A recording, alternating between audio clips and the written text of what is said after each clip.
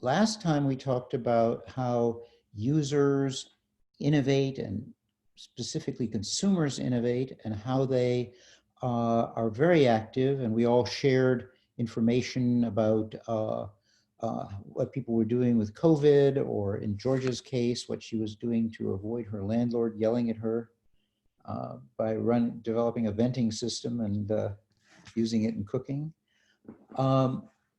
What we want to talk about today is, well, okay, these two systems, the free innovation paradigm I told you about last time, and the standard producer innovation paradigm, actually are complements.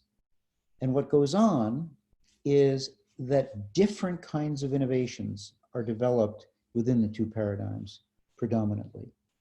So let me say that if you look at those two arrows that we talked about last time, the area we're talking about really this time, and I'll show you this update on each class session we have, the area we're going to be talking about is sort of the process by which producers choose what to develop, and the process by which users choose what to develop, and the differences between the two, and how those then end up developing different kinds of innovation systematically. So now let me see how I can go to the next slide. That doesn't look good. Yeah, okay. There we go. So users, the bottom line is, tend to develop functionally novel innovations, and producers tend to develop dimension of merit improvements. So take a look at this table. A new functional capability is something where, and this is particularly a study of scientific instruments in this case, but as a general point, is something where you have a new thing that you want the scientific instrument to do. For example, you want it to look at a new class of compounds. A convenience or reliability improvement, where you can see that producers' focus is something like it's more energy efficient, it's more reliable, but it does the same thing. Okay? Now, it's quite striking when you notice here, wow, basically, new functional capability is almost entirely what users do. And G, convenience or reliability improvement, dimensions of merit, we call them, which means that everybody knows you want more convenience, you want more reliability. It's a dimension. So dimensions of merit are largely what producers do. So in the case of an electron microscope, for example, a more stable power supply would be the kind of thing that they do. Now, the question then comes, why do they do that? So here's first, I can't see a slide ahead, so I can't, but here's an example of those two types of innovation. In the case of, this is a particular one, is a kind of a device that is used to do testing for clinical trials and so on. Historically, trials had been relatively small, and so the methods were manual, and companies were chemical companies who supplied these, and there was no automation to speak of. It was just done within a lab. But then users, some users, began to say, you know what, I want to run really large trials, and therefore I really need an automated system. The producers then said, well, nobody else wants that. We can't be bothered to build it. But the user really needed it, so he built it. Now, after a while, everybody was copying this user's innovation. He published the information about it. And then a producer said, aha, now we see there potentially is a market, so we will produce one of those. And the thing that they produced, the commercial version, is on the right-hand side. And you can see there that they have added a lot. They've made it more reliable and so on. And so they did their role, but here is the contrast again. The producer introduced automation in a sort of more convenient form. The user introduced automation for the first time as a form of functional novelty. Now here's an example from farming. Farmers also develop their own equipment. And the issue there, this is called center pivot irrigation. And if you've ever flown across the country, you can see those giant circles on the ground sometime in the summertime. And what that is in the Midwest of the US is a well in the center of the field, and then this giant, basically, sprinkler that goes around it in a circle. And that was developed by a farmer. And he developed it because it was much more efficient than what had gone before, in the sense that he used to, and I once worked on a ranch, and so I did this. So the pipe that you see he used there in that black and white photo, the pipe was irrigation pipe. And so prior to this innovation, summer workers like me would take these lengths of pipe, connect them up, and run them on the field for 3 hours, and then go pick the whole mess up, move it over 200 yards, and do it again. So this was an enormous kind of an improvement. Now, the farmer did that. He again allowed others to copy, and others did. Notice what they're doing there is they're using whatever kind of equipment they have around, right? Those are old agricultural equipment wheels. They're not interested in mass production. They're just interested in making one for themselves. And so they grab whatever's around. And you'll see back here, again, that what the user, in this case, medical lab, was doing was grabbing equipment that was around. You know, they just hacked it together. So here's what the manufacturer did. And you can see that it's absolutely the same operating principle, but it's much fancier. It's much more reliable. It has a little electric motor in the wheel instead of the kind of water-driven motor of the other one. And it's quite interesting because the manufacturer typically does not acknowledge what the user did. So the manufacturer, in line with the Schumpeterian argument that I told you last time, that producers are the innovator, the manufacturer thinks that's the case too. And so I called these people up, you know. Why would I do that? Well, I did that. And I said, so they had advertised, they had developed this marvelous thing. So I said, so who developed this thing? You or someone else? They said, well, we did. And when you send us our plaque, please be sure to spell our names right. And I said, yes, I would be sure to spell our names right, but did they know about that? And they said, yes, of course we know about that.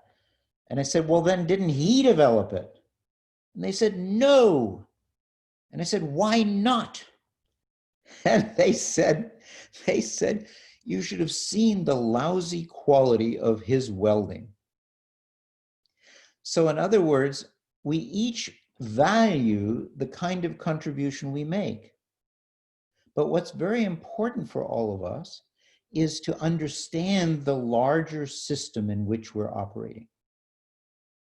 And as this example shows, what we really are doing here is dividing up the innovation process. We haven't explained why yet, but we will. Dividing up the innovation process so that functional novelty is done by users. And that is invisible typically, for just the reason that I explained to you with regard to this company, the Valmont company. Namely, nobody acknowledges it, and the user innovation does not appear in economic data. Only the producer innovation does, because the producer is selling his innovation, so it ends up in the economic data, but the user is giving it away, and so there's no economic trail. Okay, so what causes the difference? That's what we're going to go into next. We've seen the difference. Now the question is, what causes it? And I'm going to talk about two areas here. The first area is user control over systems of use, gives user innovators more design freedom. And then second, I'll talk about sticky information considerations. We'll go into that in a bit. And then prior to going into point number 2, I will ask you all to spend time in a subgroup considering this user control over innovation systems that you all have and how that makes you behave with respect to innovation. Okay? So here we go. A system of use. I want to try to do something here because the top bar is covering everything. A system of use is, well, hell, here. Oh, gosh, what have I done? Let me close this. Close this. Back up. Sorry. So a system of use is the modules that interact with the module you're focusing on in use. So consider a bicycle.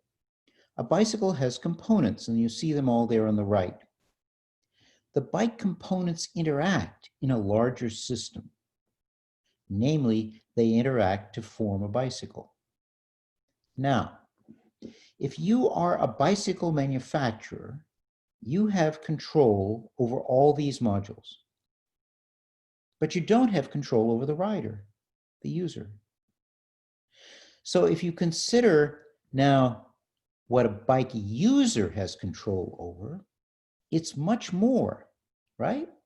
So here the user has control over the bike type and brand that he or she might buy, other equipment that goes on with it, like armor and all the rest, body armor if you're going down mountains, physical conditioning, nutrition, types of terrain that you choose to do, kinds of tricks that you do, like that kid there who's balancing on one wheel, and the people who are going down the hill, down the mountain. And then, of course, you have access to bike training and coaching if you wanted. So what a larger system. Now, what can you do with that? Well, what you can do is design across all these modules, whereas the producer can only design within the bicycle itself. This gives the user much more in the way of degrees of freedom. So here's an example again on biking. What do these people do? They do crazy things, as you might imagine. This is, in this case, mountain biking. They do, I ride on elevated skinny planks and ladders, and I do jumps and steep technical downhills and so on. And I needed bicycle armor and protective clothing. So I designed arm and leg armor, chest protection, and so on. Nothing that the bike manufacturer can control, right? And in addition, by the way, the user can control the design of the bike because he can modify it. Now, this other person rides on ice for reasons that escape both you and me, and says, well, when riding on ice, I slip and fall. None of us are surprised, I guess, at that, but it's a solution that he has to devise to that, or she. And so what you can see on the bottom there is that the person got a bicycle tire with large blocks of rubber in the tread pattern, drilled a hole in the center of each block, and then inserted a stud in each hole to make kind of a grippy tire with metal studs sticking out, right? Now, if we look at the bike tire maker, look at the smaller number of options that person has. That person can put studs in the tire in a more commercially effective way. And you see there on the left, that's the user prototype. And on the right, it's sort of more optimized, the height of the studs and so on and so forth. But that's all the tire maker can do. The user innovator, again, could choose not to ride on ice, could change the type of challenge and all the rest of that and so forth. So a much bigger range of innovation options. Now, tennis. My wife plays tennis. Once again, and I'll use this example further, so bear with me when I tell you a bit about it. I passed it by my wife, Jessie, just to make sure I was right. And she's really tough. So if I get it wrong now, I'm in trouble. Anyway, consider a tennis racket producer, right? So this is an actual case. Tennis racket customers need a way to improve shot accuracy. Solution: develop a tennis racket with a bigger head. You can see on the right-hand side there are this different sizes of these heads. And that is a solution, right? That is a solution because it creates a bigger, what's called sweet spot. That is, if you hit the ball not quite on the center, you'll still steer it in the right direction. But now the tennis player has many additional options to solve the accuracy problem. And these are from Jessie. I could improve my footwork, to position myself better for the shot. I can change my game strategy to avoid shots needing high accuracy. In other words, if there's a shot that has to go right next to the boundary line, I'll avoid that one. I'll choose some other. Now, the interesting consequence is, from the user innovator perspective, the person who controls the system, there is no fixed need for an improved tennis racket. Other solutions involving other modules may change or eliminate that need. Now that's kind of interesting, right? Because what you see in conventional producer innovation is find a need and fill it. So we as a firm make tennis rackets. Let's find out what to improve in a tennis racket. And that becomes the need, and then we fill it. All of a sudden, we see that when we look more broadly across the entire system of use in which that tennis racket plays a role, all of a sudden, that need that was fixed from the point of view of the tennis racket provider is a variable. This increases the range of solution possibilities that the user has, because the user controls the system of use. Now, here's where I'm going to ask you to think a little bit. We're going to go into these breakout rooms. And let me tell you what the question I propose is. What I want you to do, again, to internalize this idea of system of use. Think about your personal system of use for some specific activity type at home. How did you fix problems encountered? Did your solutions cross producer product module boundaries? Right? Now, it must be the case. For example, if you are flipping, if you're flipping pancakes and you always break the darn pancake, the manufacturer might say, I will make a spatula with a larger blade. You could do that as a user hacker, but you could also change your technique. You could change the nature of the batter that you use, right? So if we now recall what Georgia did, Georgia, I told you I would mention this, and she's going to become totally famous on the internet. Unless your landlord starts to yell, we don't know. We'll find out. If so, we apologize in advance. You remember that Georgia showed us how she and her boyfriend regularly set off the kitchen fire alarm because they generated cooking smoke. Her apartment did not have a kitchen vent, so she solved the problem by running a smoke suction pipe from the kitchen to the bathroom vent. Now, she had other options.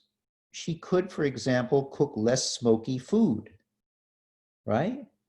But she chose this particular one, and I would argue that it doesn't fall within any sort of standard module that any manufacturer would make. She couldn't go out there and buy a solution to that. So again, greater degrees of freedom, greater options. That's what I want you to think about.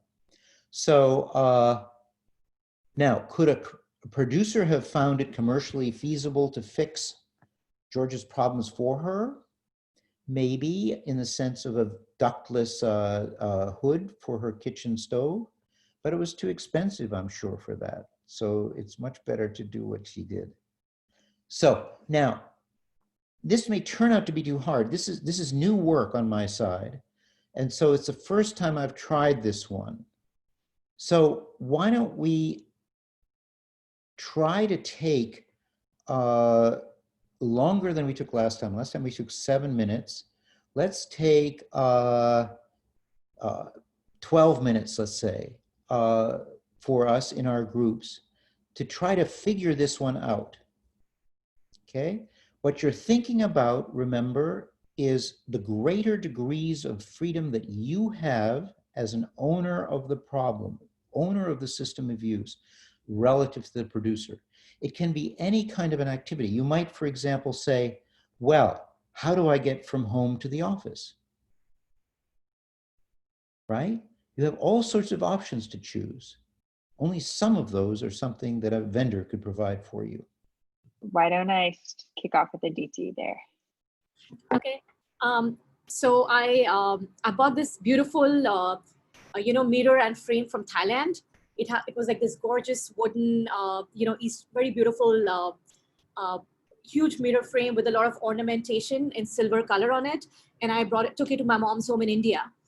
And during carriage, there was a little crack that came on the mirror on the top right-hand side of the mirror, which did not look good, And my goal was to put it outside my mom's home so that whenever guests come, they can quickly check if they're looking good or not.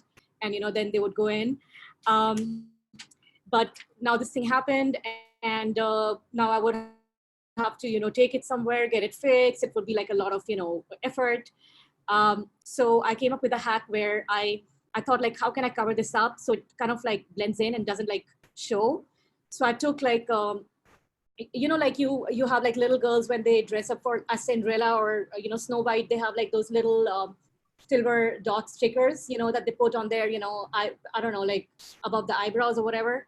So I took those little ones and, I put it on the top right-hand corner of my mirror over the line of the crack. And it blended in with the whole ornamentation of the Thai mirror. And if nobody knows about it, and it's outside my house, my parents' house, and every time guests come, they look at their face. I see them checking themselves out, and nobody could ever tell. Okay, well, that's nice. But I would say that with respect to the system of use, right? What you had done was you said the behavior of the people involved is to check themselves out before they go into the house, right? And so you designed that system, and the mirror played a role in it as a component, but the system design was yours. And the mirror manufacturer really couldn't do that for you. You had to design the system. Yeah. So I think that in that regard, that's a very good example. But for everyone, I want to make the distinction between, again, the component or the particular product, as we were talking about in the last session, and the larger system of use. So you have, Aditi, have the control over the whole system you were building. The manufacturer only had control over the mirror. Okay. Okay? I hope that's helpful. Because again, I realize this is the first time I'm teaching this, and therefore, this simply may be too hard. I'm learning from you guys how it works. So let's go on to the next person and see what happens. So next I've got Xiaoying. Yeah, and we all share the household innovation in like quarantine time. Like everybody is doing full-time household innovation. So we talk about things in the kitchen, and now I need to cook 3 times a day, and like because I usually use like minced garlic or like minced ginger and things like that. And if you prepare them raw from scratch, you need to like wash them, peel them, and then like chop them and then you can use them, but it's just like a small portion, and it's like 3 times a day now. And then like these things go back in usually in 2 weeks, which is like not ideal. And then I learned something from actually it's not my idea. I learned it from some posts from a Japanese housewife online. So what she did is that she prepared lots of like minced garlic at one time. That's good enough for a month. And then she soaked them in oil and put them in the ice maker and just freeze them. So that keeps like forever. And every time you can just like break one chunk of them, it's a perfect portion like for one dish. So I think that idea is like really genius, but I have never seen any products like this. And it's also it's amazing that she like as a housewife, she really knows like the kitchen, maybe as the, so from my understanding, like the kitchen is the maybe the system of use. So she knows very good about like everything in the kitchen. And then she like we think about like what kind of oil to use to make this innovation, and like to use a freezer and an ice maker, which for the manufacturer of like frozen goods, they probably never thought about that. And they maybe like the ingredients is like too small for them to be like interested in like inventing or producing. So that's No, something that's that wonderful. That's wonderful. Now, again, the last time, in a sense, what we would cover is the idea of the freezing of the portions, right? And this time, the added component is, oh, but it's a way for you to change your cooking system, right? And so that is an additional important component here. The manufacturer might be able to sort of say, I will provide that frozen thing, although they didn't, but it becomes a component in a larger cooking system that you're using.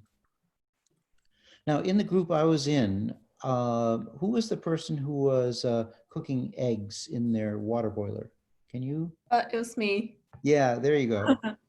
Sally, can you tell them your example? Yeah, of course. So basically in college, I was living in a student dorm. So that means we don't have access to refrigerator and microwave. So now it's like studying at midnight. I want to like cook something. So I just use the water boiler to like either boiling eggs or cook some ramen or hot pot when I'm like super craving for food. And it's like really fast made food. Like it just takes 2 minutes and then I can get a lot of things done. Yeah, so notice what was happening here was that she was using a component in a different way and changing sort of the cooking system she had. She could now, instead of going to the dorm kitchen, you could sort of do it in your room. But that in turn determined the choices you could make with respect to the kinds of things you could cook. So you had to choose things like ramen and boiled eggs and so forth, I guess, right? Yeah. So again, the system, the fact is that all of us must think about is that you, as the user of all these components, have a larger solution space than does any producer of any component. And that gives you the freedom to sort of innovate in larger ways. And that's one of the reasons why, in effect, user innovators come up with novel functionality. A novel functionality often involves multiple components. And so therefore, you know, what you do is if anybody's going to do something that involves 6 pieces of your tennis situation at the same time, it can't be the tennis racket maker. The tennis racket maker can't say to you, in addition, you have to change your physical training. In addition, you have to change your shoes. In addition, you have to change your strategy. Only you, who own all those components, can do that. And that's the crucial lesson here. Now we have one more, I think, who raised a hand, right, Jane? Yeah, we have Asim, and then actually Okay. Irdine also has one as well. All right, go ahead.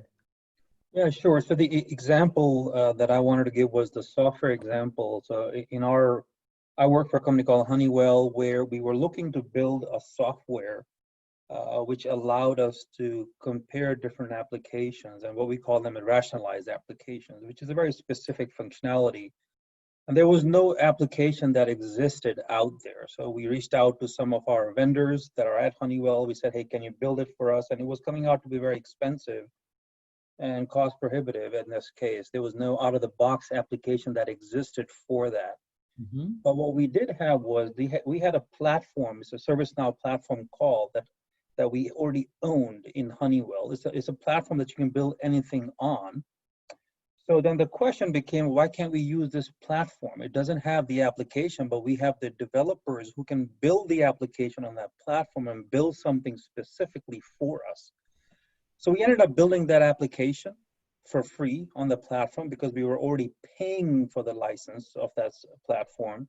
Mhm. And at that point, obviously, when we reached out to the platform owner, ServiceNow, they said, hey, we don't have anything like this, and we don't intend to build anything like this. There's no demand for it right now.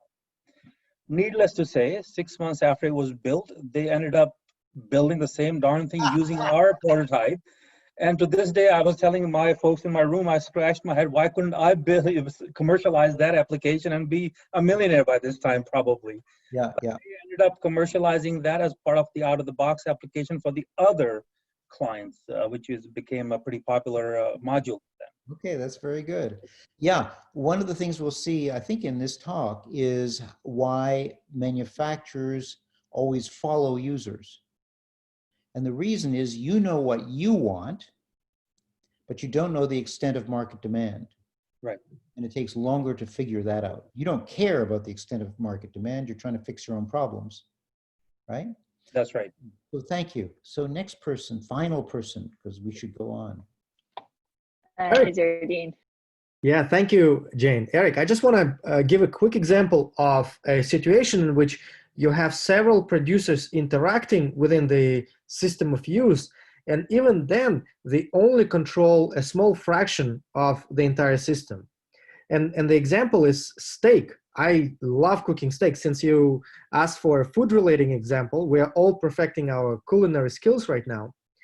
And what I'm finding is, if you salt the steak in advance of grilling it, an hour, sometimes more than that, you line the steak with salt and you leave it in the fridge, it's just better.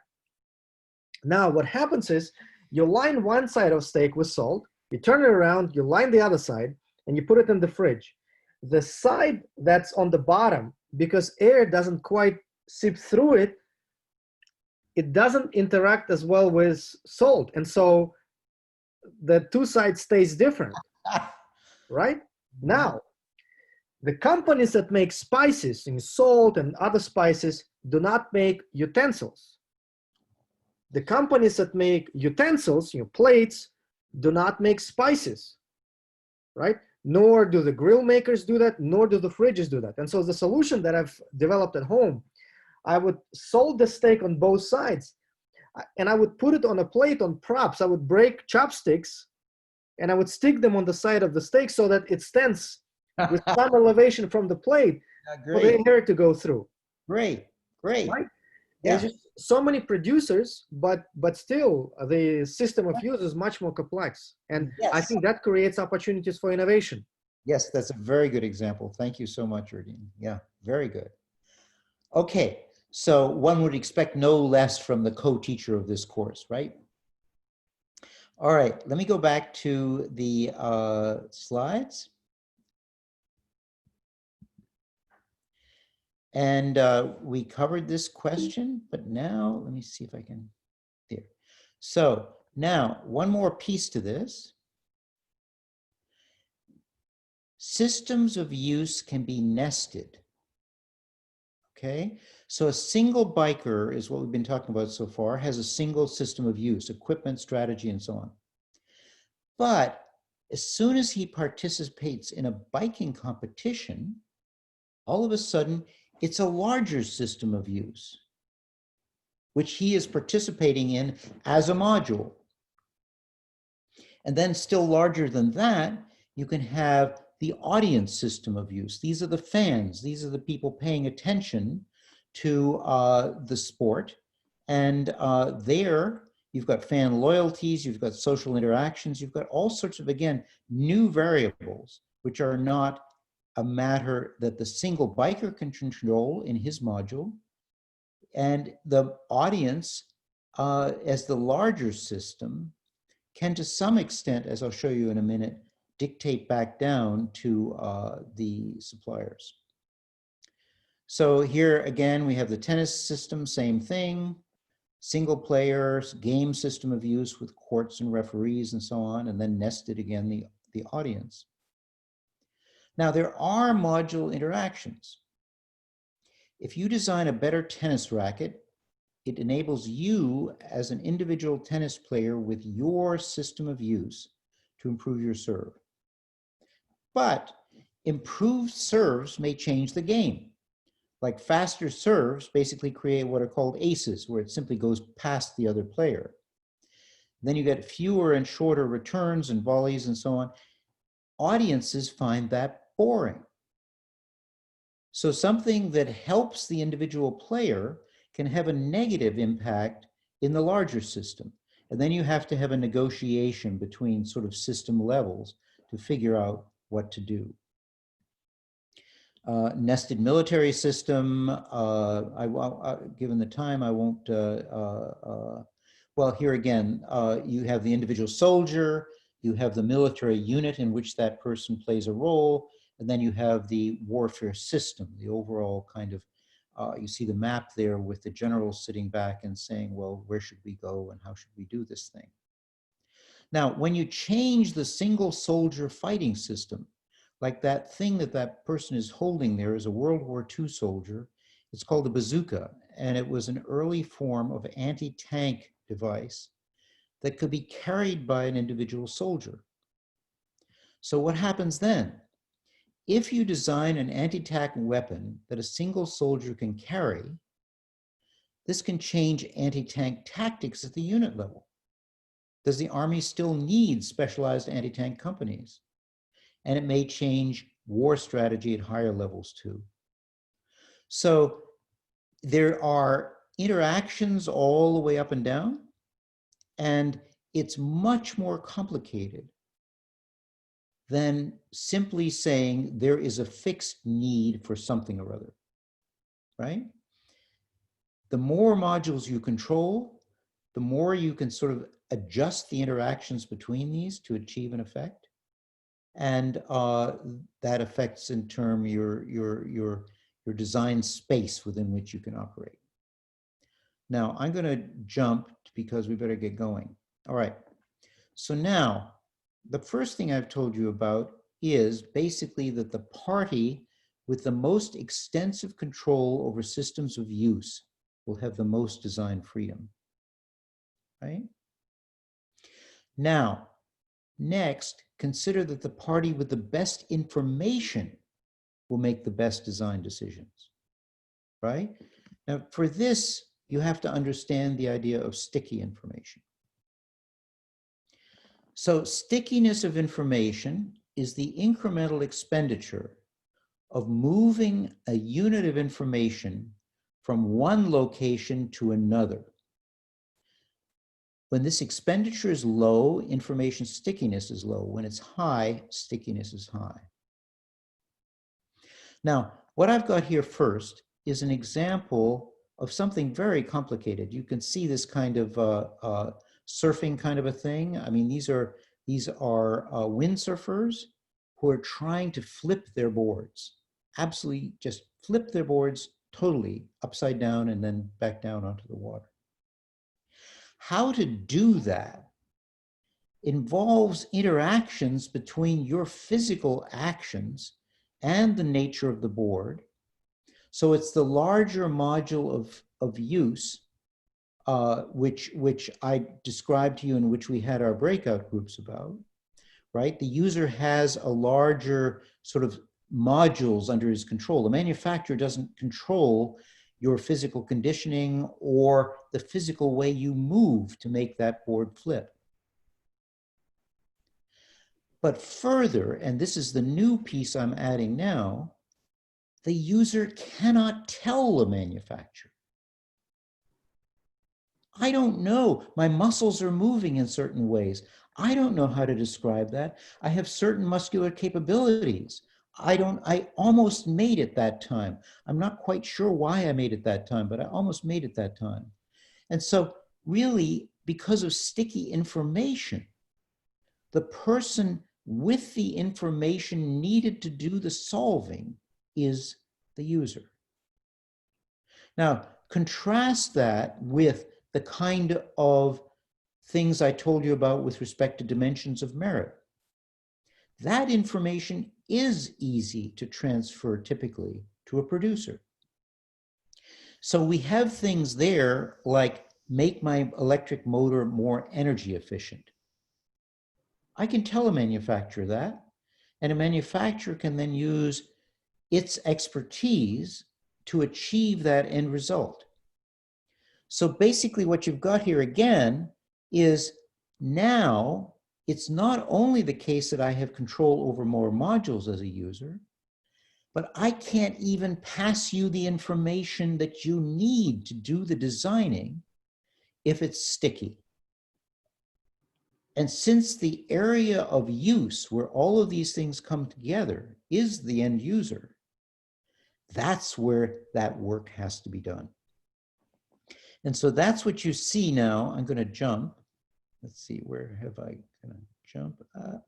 That's where you see this kind of a thing, okay? You basically, who's going to do a novel functional capability? It's got to be the user, because the user has to figure out all the interacting components. And also the user cannot describe to the producer what they want anyway. Now, there's a very cool little 3-minute video that will, I hope you don't mind. I think you're going to love it. But what I want to show you, it's just 3 minutes. And what it's about, it's so cool. One of my former students who took a course when I was talking about user innovation said, wow, that's fantastic. That must mean that kids invent their own games. And so he went around, he said, what do we need Mattel for and these other manufacturers? I'm going to go around and see what games the users have developed for themselves. Just equivalent to this kind of a thing where these users are inventing flipping of the board without any manufacturer of the boards knowing about that or even anticipating that. So what you'll see, these are kids, they're about 7 years old. And what the student of mine did was he basically recorded these things in such a way that other kids would get the rules and could copy it. But what I want you to see when you look at this short video, and I'm hoping I can get it going, is that the kids don't know what they want when they start. They're co-inventing the need and the solution as they go along. And it's very cool. So let me try to do that. Let me see how I can do it. Hold on, I'm going to try to get that up for you.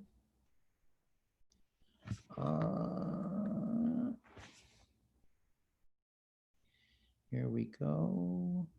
View, fit to screen. Okay, here we go. Screen sharing is shopped as a scare. Oops, is this? Oh shoot. Jane, can you hear me? Yeah, I think if you just hit share screen again, it should be able to bring up that panel where you can choose what you want to share. Oh, okay, so let me try to do that. Now I have to get back to, let me try shared screen. Okay, there we go. Okay, you can guys see that now? Let the games begin with this, this, and some of this. From Wilton, Connecticut, check out Strack. Want to play Strack? It's called Strack because all you need is a string and a sack. Strack. We had nothing to do after school one day, so we just took things that we found just around the house and we made it up. We used a string and a sack, string and a strap.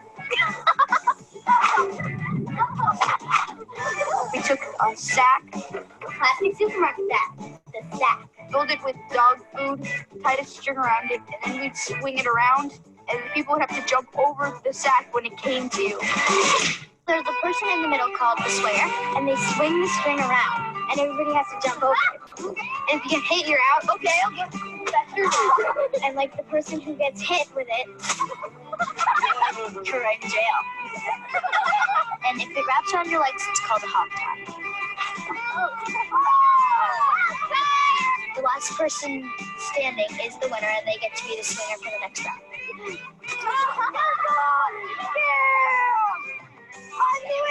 I'm in jail.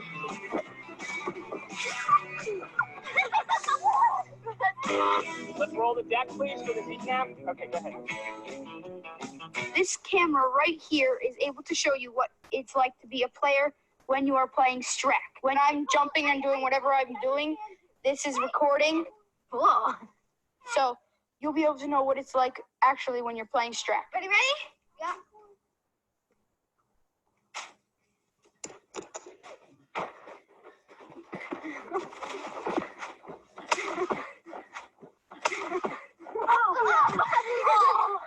Ooh, a classic hog tie. You could put almost anything in the sack.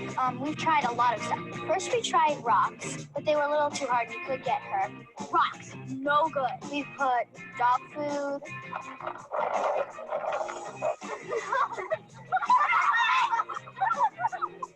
The dog food's really good. Dog food's flying everywhere. Because it's messy. We like that. It's a very good weight. Sometimes we run out. We have to pick them off the ground. What we really, really want to try is Jello. Jello.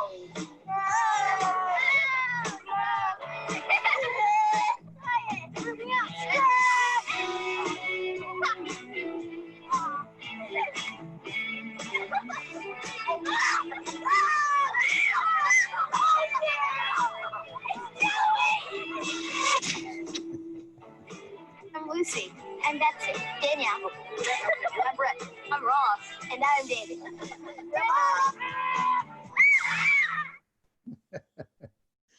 So, okay, let me try to get back to share screen. Let me close this. All right, here we go.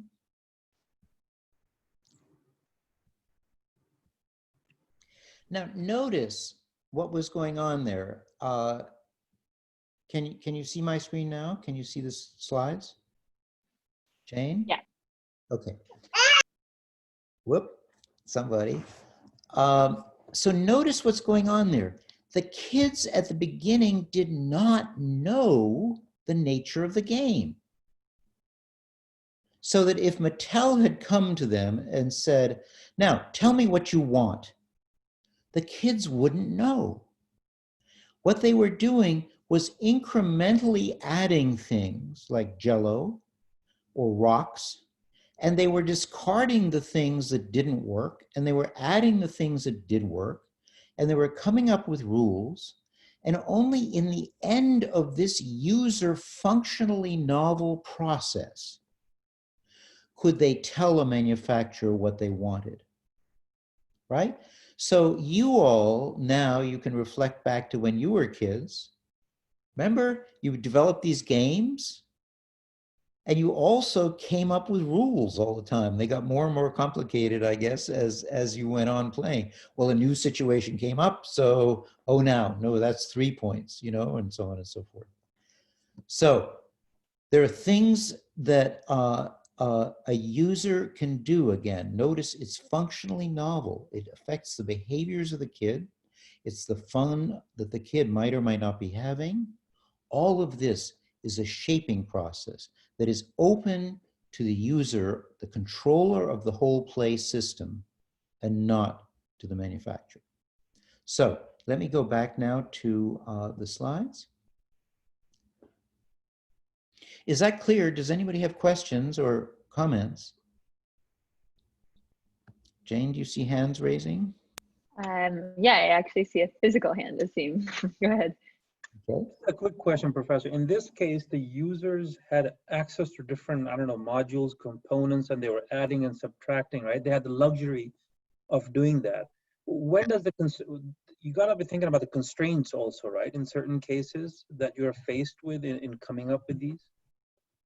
Yes, you do. I mean, what you're doing, and I will jump directly, you're absolutely right.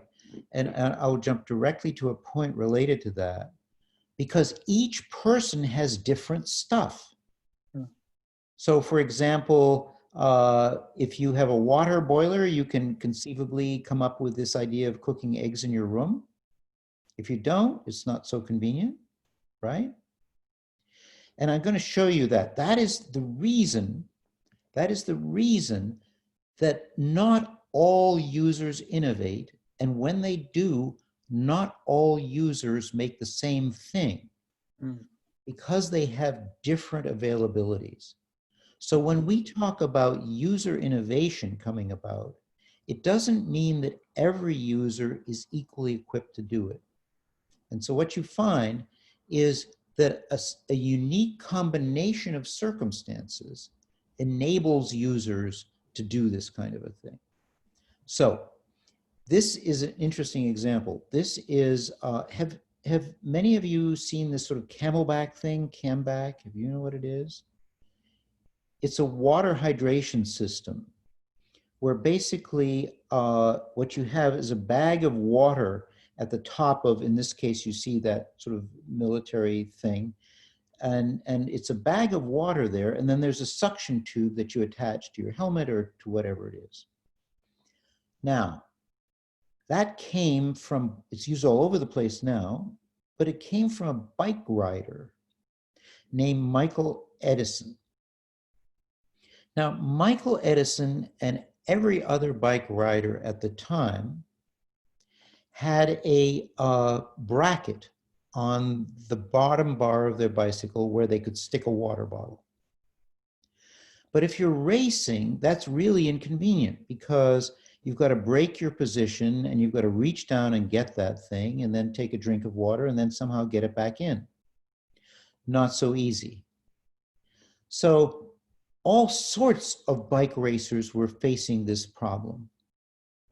But Michael was a bike rider doing long distance riding in Texas in the summer. So he really got thirsty. So he had a high need. And it turned out that he was also an EMT, that is an emergency medical technician. And he had a truck. And in the truck, he had bags of water and tubes because he was used to hydrating people who had heat shock. And so for him, it was a shorter jump to this solution than it would have been somebody without that background. So all of this is a long-winded answer to your question, but do you see what I'm talking about? I do see it, and I don't know if I'm taking you a different route. And it also talks about the fact that if I am part of a team, the more exposure that I have to different people, the more ideas and the more circumstances I build, kind of goes toward the innovation side. I don't know if that's applicable here or not, but I think that's right.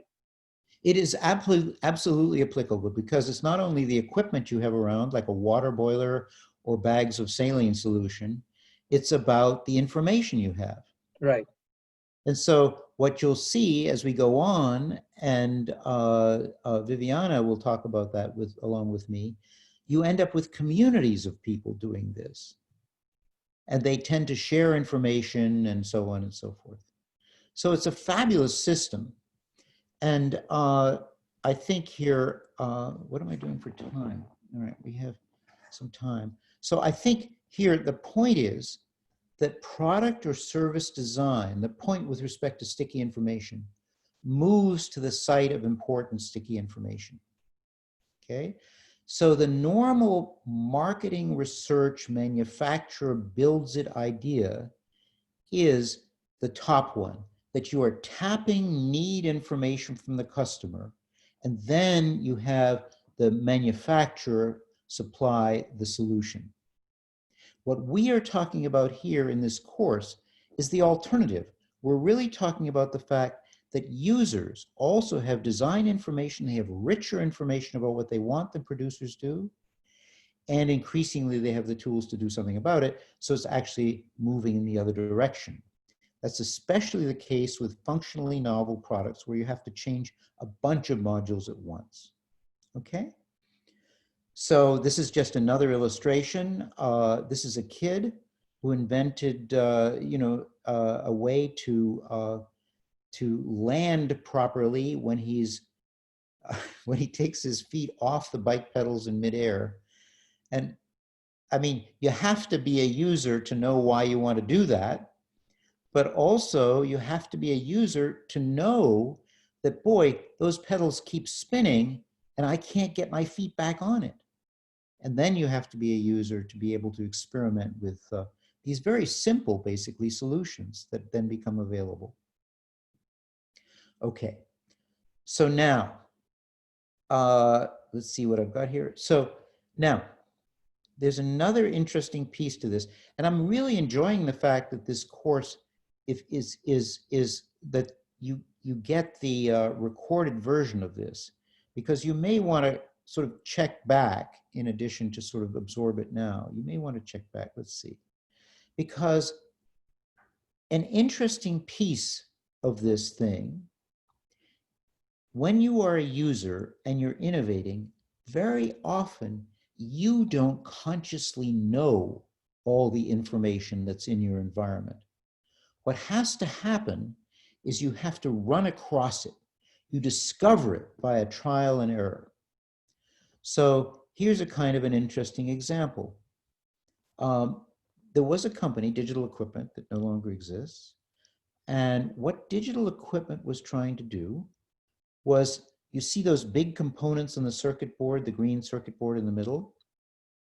What Digital Equipment was trying to do was, they had individual workers place these chips on the board.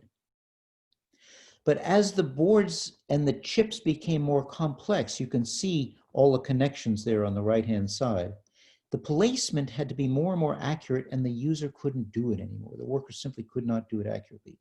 So what the manufacturer said is, place these things more precisely than workers can place them.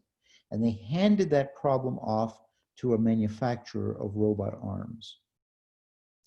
The manufacturer then started to build the arm. And they did it by saying, I'll attach a suction cup to the top of these components, and that will be flush with the bottom of the thing, so I won't have any problems. What they didn't realize was that sometimes heat sinks were added to these components. And the heat sinks were simply glued on. They weren't aligned precisely. So all of a sudden, the machine failed because of something they didn't know about the environment. They had to learn it with a crash. And the extent of these crashes is enormous. This particular machine had to be done 27 times in terms of repairing it before it fit into the environment, because the environment and the implications of the environment and its connection to the solution were not known. So here's one more example. What happened when these workers were assigned the job of building the robot arm, and that's the robot arm on the left there, that's an example of one, theirs was more complicated, was they said, fine, send me, said the manufacturer, the building group, send me copies of the boards you have and the other pieces of things. So they sent them the components without heat sinks, and so they assumed all the components were flat. And they sent them green circuit boards. So the manufacturer assumed that all the circuit boards were green. Now that wouldn't have mattered except the manufacturer used a vision system to locate where it was on the board. And the consequence was that when the field, the user, switched to yellow boards, the thing failed, because nobody had assumed that you had to allow variability in board color. So even though, and here's the point, even though the workers in the factory knew that the boards sometimes had heat sinks, the boards sometimes were yellow, they didn't think to they didn't know that it would interact with the solution. So that aspect and the problematic nature of it came up only during actual field use trial. This is, again, an advantage for the user because they're right there with agile programming and so on, trying things out quickly and repeatedly. Okay, so now here's our review. An important question for us. There are now important differences between types of innovations produced within each of these two paradigms that I told you about last time. Last time I told you that the paradigms themselves operate very differently because these people on the top are self-rewarded and so on, and they peer-to-peer diffuse. But now what we see also is because these people on the top are users, they have a comparative advantage over producers with respect to things, innovations that have novel function. Okay, so I think that's my last slide. Yeah, I think so. And what we're basically saying is the party with the most extensive control over systems of use will have the most extensive design freedom, the party with the best information. And then I'm adding now the party that can conduct iterative trial and error cycles most cheaply because of all the bugs that we encounter. All right, so that's what I wanted to tell you about. Now, for the rest of the session, we can simply have Q&A. And if there are no Qs, there will be no As. And let's see, Jane, would you be the boss of this? Yeah, certainly. So if we want to manage this, we can just kind of raise our hands. I already see Maria has her hand up, so maybe I'll turn it over to her. Yeah. Maria? Yes. So my question is, it's this framework that you just presented is not exactly what manufacturers trying to innovate are trying to replicate, like having users doing things and learning from that, how to come up with new things. Mm-hmm. Not only improvements, but also like completely new items. Mm-hmm. So are you saying, no, manufacturers are not learning how to do this. What manufacturers have to learn is that they have a disadvantage in doing it, and therefore they should seek out user solutions when... Yeah. So I think what I'm trying to explain is that I think that manufacturers, they know they lack some information when trying to innovate. So because they don't have this information, they have final users working or doing things, and they as manufacturers just watch how they react and they learn from that. Yes, I agree. That is what they should do. And we would add on that instead of just watching a few users, somehow they have to have a method for looking at all the users out there and seeing what they're doing if they want to capture something like that Camelback thing. But what I thought is that they were already doing that. Oh no. I assume that they were already doing that. Like Nike, would. when they are trying to develop new sneakers, they can have like runners running all the time through different fields to come up with the right product. Yeah. So imagine now that you're choosing a small set of runners to try out your new shoe designs, right? Because you're certainly not going to try out 1 million runners. So what you're talking about is co-design, where they select some people to work with. But that's not where the radical innovations are coming from. It would be very rare if, you know, the runners they were working with happened to come up with something novel. And normally also, from my looking into this, normally also what they're doing is developing stuff themselves and then trying it out on runners. They're not relying on the runners to develop it. And that's a big difference. Anyway, that's my understanding. And if you look at marketing research, that's what it's about, sort of Yeah. finding needs. And if you look at ethnography, what it's about is let's look at a few users closely and see what they need. But the idea that they've developed things is very foreign to most companies still. Yeah, I was thinking also in skiing, it changed completely some years ago when the normal skis moved to carving skis. Uh-huh. So with this new carving system, how the manufacturers came up with this new system? They didn't, the users did. The users began hacking the skis. This was also true of shorter skis and skis with, two ends tipping up, all that stuff.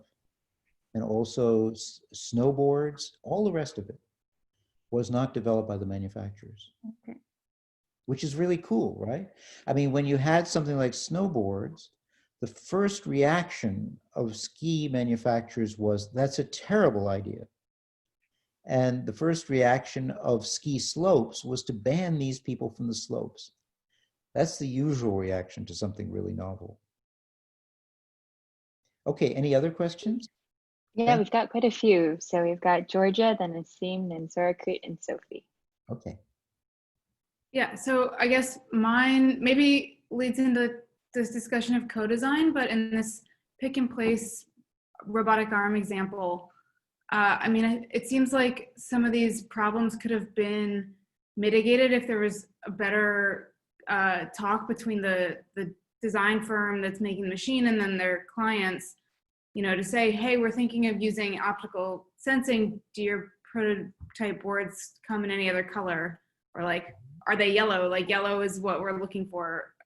Or, like just better conversation and being more open about what's going on behind the scenes. Yeah, it's very interesting, but there are so many potential variables. That's really hard to do. Sure. Because if they went in another direction, it could be the resonance of the board or the edges or whatever, It turns out that it's sort of, those choice points aren't always visible to the participants. But yes, I agree with you that given all else, if they had closer interactions, that'd be better. Absolutely right. Yeah, thanks. Yeah. Next up we have Asim. I have a quick question on, I think I try to think in terms of their business context. For example, the product design and development. For example, in the initial phase, to understand the user requirement, are you suggesting that rather than just talk to like a business user who give us the requirement, or go to talk to the real customer, you should go into the market and search for this kind of information that the people try to solve a particular problem with their, spatial solution. The kind of things could be a data point that we can gather into the formal requirements phase in order to just put into the design phase and building a prototype and try to just experiment with the real user, right? So this kind of free ideas that we as a business can just take it and just, incorporate with the process. Yes, as we'll talk about next time, the process of finding these things is very different from the standard marketing research approach. But yes, you have an enormous amount of free information out there.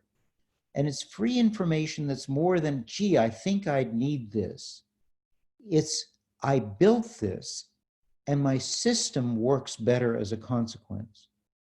So it's really valuable information, because if you think about an ordinary producer process, they develop something based on needs, then they have to go out in the field and basically, first they build a prototype, then they have people try it out, then they iterate and so on. all of that iteration in the case of user-developed designs has been done for them before any nickel of their own is spent. So mind you, this is only for those kinds of functionally novel innovations. They do know things like we want to make it more efficient and so on. They're seldom going to go wrong. You know, users want more efficiency and so on. But yeah, this is a huge, huge benefit for the firms that adopt it. And we'll see that later in the course. Thank you very much. Very welcome. Anybody else?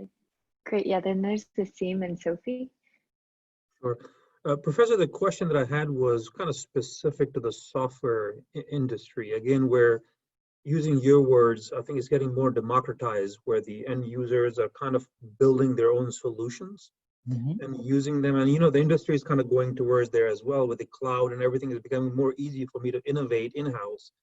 So I feel like this circular diagram that you have between the producer and innovator, doesn't that get broken? Because I'm just producing stuff on my own. I'm an individual user in the company producing it at mass scale.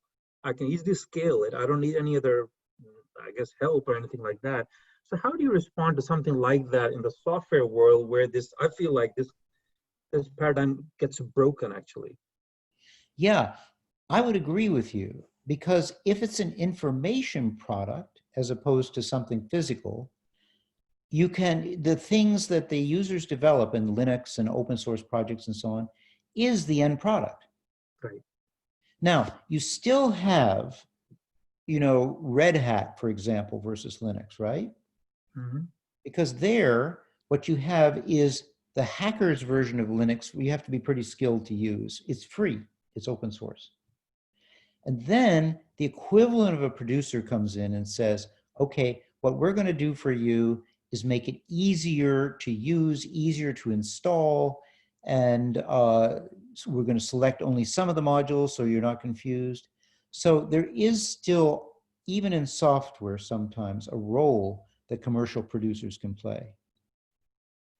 It's just, you know, that what you're seeing, I'm imagining you're in the high skilled end of the industry where you don't need that stuff. Right, right. Yeah. Okay, Yeah. Thank you. Yeah. You're so welcome. Yeah, of course. All right, Sophie, you're up. I have a question regarding an example that you've given before, the irrigation system in agriculture. Yes. So that was actually a user innovation, but the producers or manufacturers adopted it without acknowledging the user innovator. Yes. Do you think this might lead to conflicts between the two paradigms, or that user innovators at some point can feel exploited?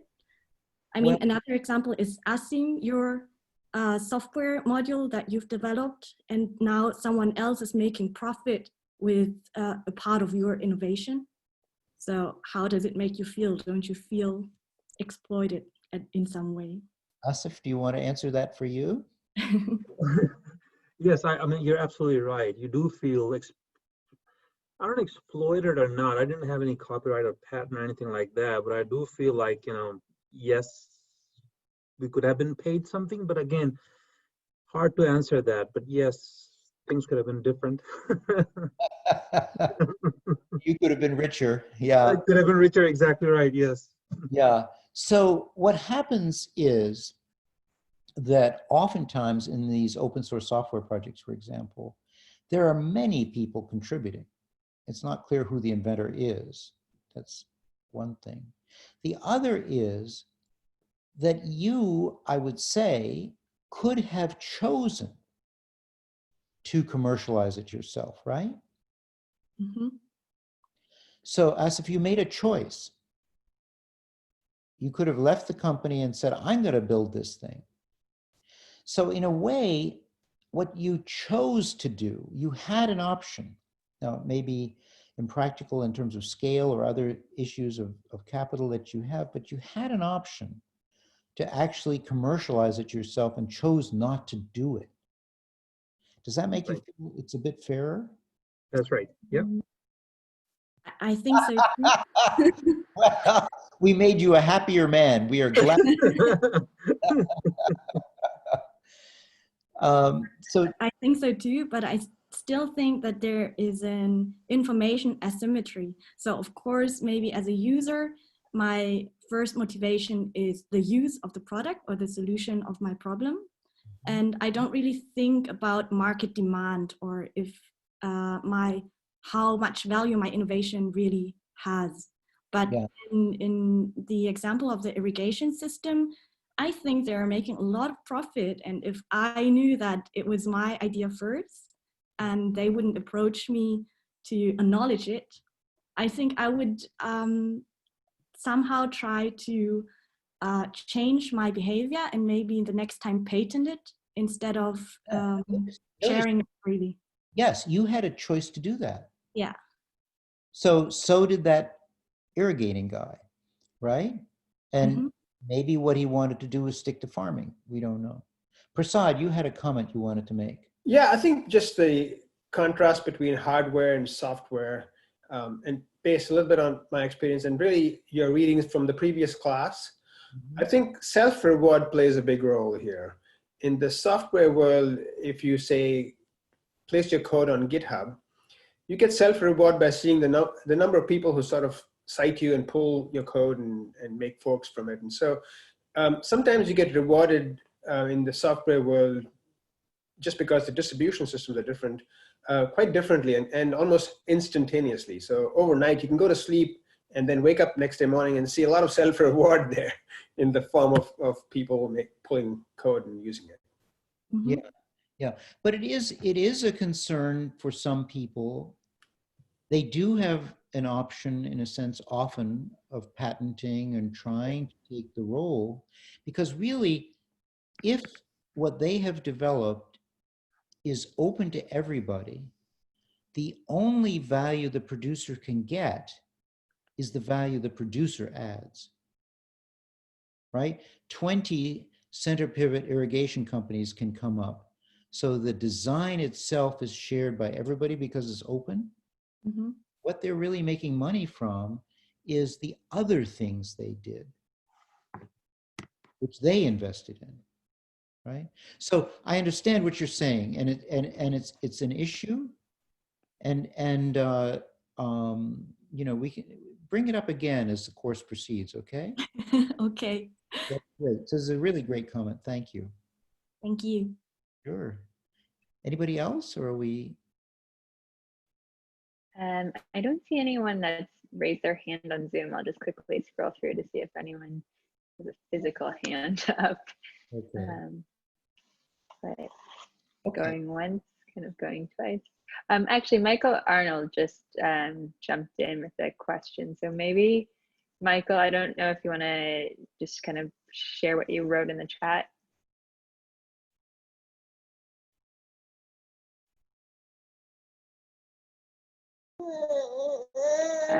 Michael, I'm not sure if you, well, I can read what Michael wrote. So he has a question that, do user innovators who commercialize their work and start a company stay more innovative as manufacturers? So thinking of Jake Carpenter and Burton Snowboards who invented the snowboard, etc. And so, and another example in my head could be like with the GoPro, it's kind of in that same category. Yeah, so they have, if you are a user of your own product, yes, you continue to innovate sort of with that user knowledge in addition to the producer knowledge. So people studied, for instance, Japanese who made fishing equipment. And those people who were avid fishermen and started a fishing tackle company came up with more innovations because they kept fishing than did the plane producers. So yes, the answer is that can have a difference. Yeah, absolutely. With respect to novel function again. So it's very cool. All right, so I propose then, if that is the last question, that Jane, you just reiterate again what you are expecting, and then we call it a day. Yeah, that sounds great. So essentially, those that are taking the class for credit, sorry for the background noise, those that are taking the class for credit, your papers are due on noon on Friday. And if you have any questions about that, please feel free to send me an email. But and again, we don't have class on Friday, So we'll see you guys next Monday, where we'll kick off with a review kind of the highlights from your memos.